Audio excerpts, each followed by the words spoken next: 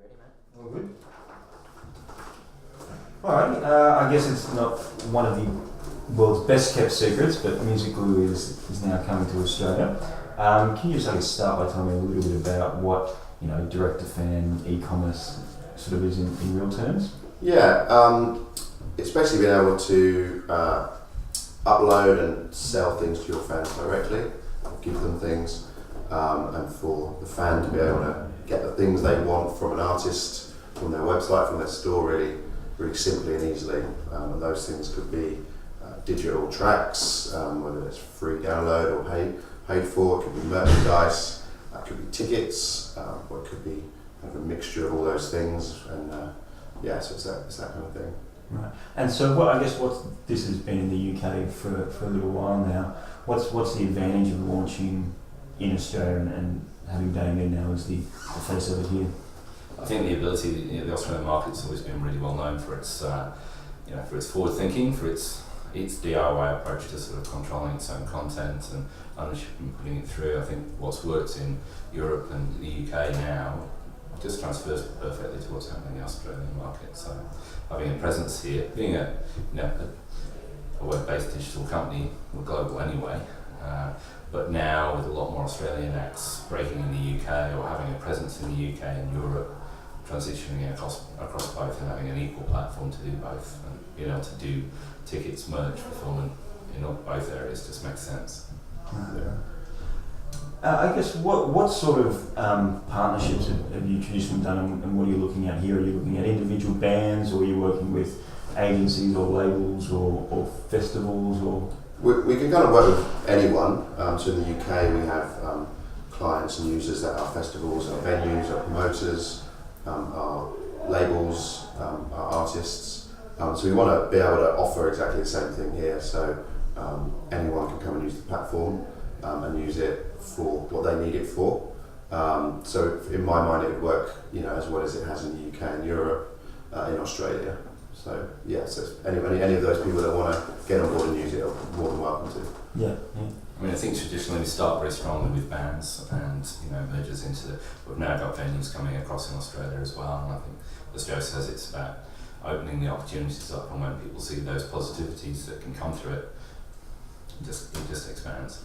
Yeah, we've always been a company as well that haven't gone big on spending loads of money on marketing and getting ads everywhere and doing that kind of thing. We've always been a company that's grown because of the people that have got involved and used it, kind of telling other people, and it felt kind of natural for us here that there's a similar market, and we've got people using the platform, and so we just want them to have a good experience, and if it works and does the thing they need it to do, then they're going to tell people about it. So yeah.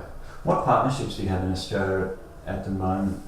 We're working with, from a band's point of view, we've got work with Boy and Bear, work with Hey Geronimo at the moment, the Beards now, we've got Cloud Control, Tiger Town, Eskimo Joe, kind of the list goes on, and that's quite easy to sort of ignite the very well known acts, but we've also got some smaller acts as well that are using sort of the free entity that we use as well, so it's across the board really. Do you find there's any resistance from some of the bigger labels and that sort of thing in terms of they maybe don't now have control over that commerce part of the band? I think over the years we found resistance. I think anyone involved in the old industry, and I mean that in a disrespectful way, but anyone involved in the old industry, I think some people have taken time to catch up with where things are going, so that could be a promoter just going, why do we do it the way we've always done it? Why does a band need to sell tickets from their website? Can't we just give them a ticket link and do it how it's always been done? Or it could be an agent that just goes, well, we just want to do the deal, get our guarantee and leave it at that, or a record label that says we're either doing 360 or we have the rights and we just want to control everything. So there is resistance, but on the flip side, all those same type of people and organisations have really got behind what we're doing elsewhere and are starting to here as well. So, I think they see the value that is, nowadays, the present change that's happened. I think that direct to fan relationship that acts really do have, and fans were never truly exposed to as much as they are in present day with social media, with, you know, that literally is that you can contact that person or their entity, and I think, you know, seeing that coming through into the Australian market, you know, even the majors and the more established industry recognise that that's a good road to go down, and, you know, they back it in any way that they can within their own limitations. And also, we're providing the platform. We're providing kind of focuses on the kind of the key 360 elements that a lot of deals internationally are working on, and I'm sure it's already happening here as well. So for us, it's kind of giving the tools to people to be able to do what is now becoming common practice for artists, whether you are doing it from a label side or whether you're doing it independently. It's, you know, you've got to be able to get things up and get them on sale, and have some control and understand who your fans are and get your data and being able to use that. And something I'm really excited about is, you know, if acts are using it and then they do get signed, and that actually helps their career rather than a label thing that they're starting from scratch. We've got to find a fan base, we've got to spend a load of money on marketing to kind of get the act out there. I'd love it if they sign an act that have been using Music Blue and go, great, we've got the last 2.5 years of information here. Ticket sales, to downloads, to what's been going on, and then they use that wisely and actually really help that artist's career. So we're definitely not anti-label or anti-working with those people, but obviously in the early days you've got to work with people that want to work with you and kind of get what you're doing and kind of take it from there. I think some of those old key indicators that the industry used to use of ticket sales in town, numbers, how many heads in venues, you know, what kind of, you know, self-release sort of material's gone. This gives an act that isn't, as Joe says, isn't signed. It gives it the actual physical data to be able to back up, you know, what everybody used to say, I can sell, you know, 200 heads in Sydney and Melbourne, and now you can actually say, well, yeah, we've got 10,000 people on the database, you know. Those key pointers are really attractive. Yeah. When I'm going into partnerships, I guess particularly with bands, do you look for exclusivity on their merchandise and their tickets and that sort of thing? We don't do, apart from the kind of initial signing up process, we don't do, very rarely do any kind of contracts or lock anyone in. So anyone who uses Music Blue is free to use it or not use it. So yeah, we don't like getting into the deals world. We'd rather, and we have to date over 6 years, grown our business on people getting the most out of it and continuing to use it. So we feel like we'd rather grow the company that way than by locking people into deals. Would you ever go a step back and be involved with the actual production of product in terms of printing t-shirts or that sort of thing for bands? Because I know there's services now where bands can go, as soon as they sell a t-shirt, that's when it's made, instead of having to buy 200 shirts. We wouldn't get involved in manufacturing, though we're just working on what you're saying, print on demand in the UK, which would be work globally. So yeah, the ability for a merch item, probably a t-shirt, to be created as the order comes in. So that should be live by Christmas via our platform. But outside of that, we want to kind of steer clear of getting involved with manufacturing and things. We're not a consultancy. Yeah. And the basis of it is about having a broad range of things where acts can actually, all acts with whatever ideas they can do, they can, as much or as little, but actually use that creativity with our platforms to be able to do what they want, with the ability to facilitate it in their side. I think that any business is good to know what you're good at and focus on that. If you diversify too much, you end up losing kind of focus on where you're going. So it's the same with venues. You know, we work with over 100 venues in the UK. We're not going to start buying venues and bring some more and ordering beer. I'm sure there's money in it, but we just wanted to kind of do our bit.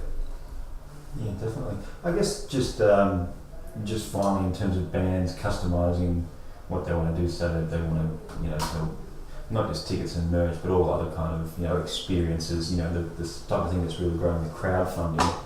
Is the system pretty customisable, and can they then plug that into their Facebook or their website or that sort of thing? Or yeah. So you get if you sign up, you get a free profile page which you can skin. You can create categories for your store. You can change the name of the tabs, and over time we'll be adding more to it. So recently we've just allowed you to stream music from your digital tracks, so you can kind of choose what you want people to hear.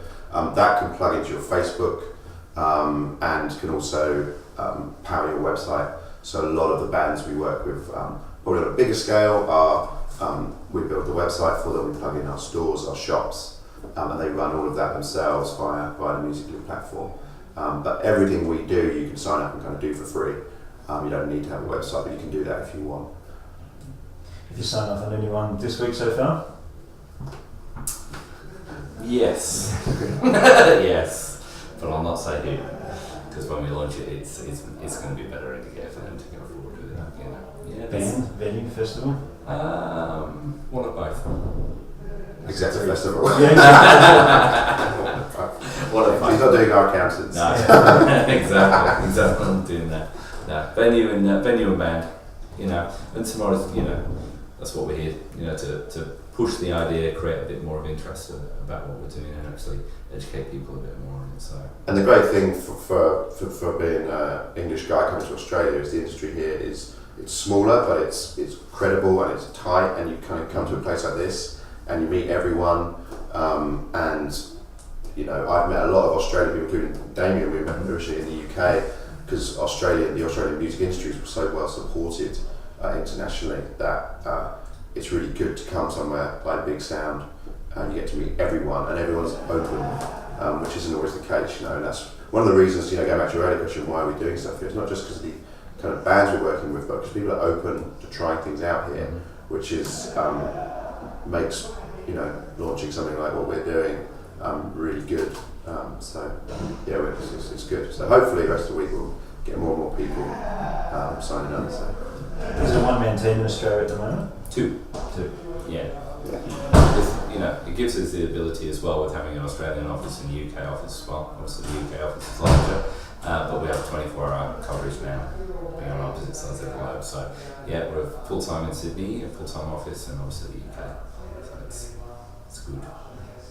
Excellent. I've got what I need, I think. Great, thank you very much. And, into the bunker. That's right, mate.